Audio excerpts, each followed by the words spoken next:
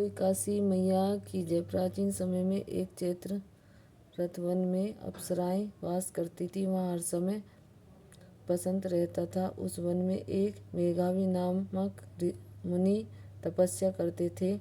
वे शिव भक्त थे। एक दिन मंजू घोषा नामक एक अप्सरा उनको मोहित करने के लिए सितार बजाकर मधुर मधुर गाना गाने लगी। उसी समय शिव के शत्रु अनंग कामदेव भी शिव भक्त मेघावी मुनि को जीतने के लिए तैयार हुए। कामदेव ने उस सुंदर अप्सरा को भू को धनुष बनाया, कटाक्ष और उसकी प्रत्यक्ष डोरी बनाई, उसके नेत्रों को संकेत बनाया और कुचों को कुरी बनाया। उस मंजूघोषा अप्सरा को सेनापति बनाया। इस तरह कामदेव अपने शत्रु भक्त को जीतने को तैयार हुआ। इस समय मेघावी मुनि की युवा तथा हष्टपुष्ट थे। उन्होंने यज्ञोपवीत तथा दंड धारण कर रखा था। उस मुनि को देखकर मंजूघोषा ने धीरे धीरे मधुरवाणी में वीणा पर गाना शुरू किया। मेघावी मुनि की मंजूघोषा के मधुर गान पर तथा उसके सौंदर्य पर मोहित हो गए। वह अप्सरा उन मुनि को कामदेव से पीड़ित जानकर आलिंगन करने लगी। वह मुनि उसके सौंदर्य पर मोहित होकर शिव रहस्य को भूल गए और काम के वशीभूत होने के कारण उन दिन रात्रि का कुछ भी ध्यान न रहा। एक दिन मंजूघोषा उस मुनि से बोली, हे मुनि, अब मुझे बहुत समय हो गया, स्वर्ग जाने की आज्ञा दीजिए। उस अप्सरा के ऐसे वचनों को सुनकर मुनि बोले, हे सुंदरी, तू तो आज इस संध्या को आई है, अभी प्रातः काल तक ठहरो। मुनि के वचनों को सुनकर वह उनके साथ रमण करने लगी और बहुत समय बिता दिया। फिर उसने मुनि से कहा, हे मुनिदेव, अब आप मुझे स्वर्ग जाने की आज्ञा दीजिए। मुनि बोले, अरे अभी तो कुछ भी समय नहीं हुआ, अभी कुछ भी देर ठहर। इस पर वह अप्सरा बोली, हे मुनि, आपकी रात्रि तो बहुत लंबी है। अब आप सोचिए कि मुझे आपके पास आए कितना समय हो गया। इस अप्सरा के वचनों को सुनकर मुनि को ज्ञान प्राप्त हो गया और समय पर विचार करने लगे। जब रमण करने के समय वह परिणाम 57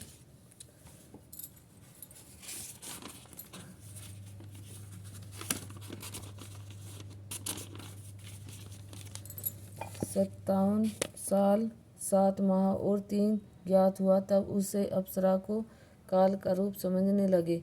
वह विकट क्रोधित हुए और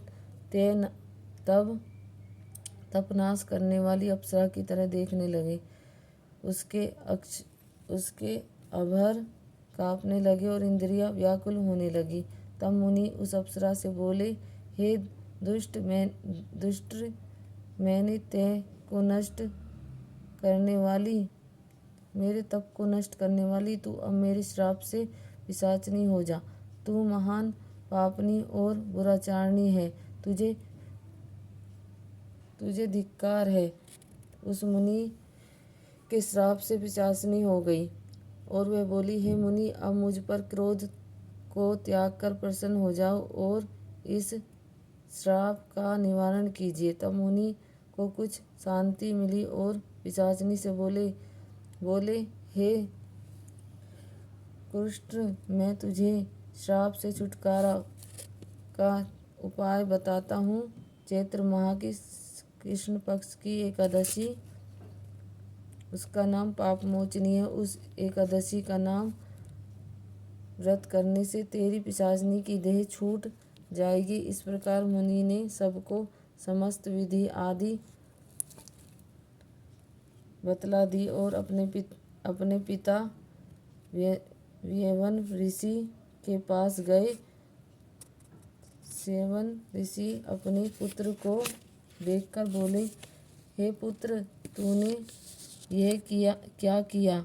तेरे समस्त तप नष्ट हो गए। मेघावी बोले, हे पिताजी, मैंने बड़ा पाप किया है, आप उसके छूटने का कोई उपाय बताइए। व्यवन ऋषि बोले, हे तात, तुम चैत्र मास के शुक्ल पक्ष की पाप मोचनी नाम की एकादशी का विधि तथा भक्तिपूर्वक व्रत करो। उसके वचनों को सुनकर मेघावी व्रत से पाप मोचनी एकादशी के विधि पूर्वक उपवास किया। उसके प्रभाव से उसके समस्त पाप नष्ट हो गए। मंजू घोषा अप्सरा भी पाप मोचनी एकादशी के व्रत करने से पिशाचनी की देह से छूट गई और सुंदर रूप धारण करके स्वर्गलोक को चली गई।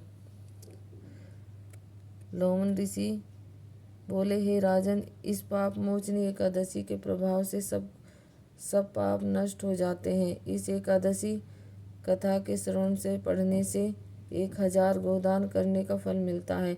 इस व्रत के करने से ब्रह्म हत्या करने वाले, आगंबा गमन करने वाले आदि के पाप नष्ट हो जाते हैं और अंत में स्वर्ग को जाते हैं। बोलो काशी मैया की जय, मेरे लड्डू गोपाल की जय।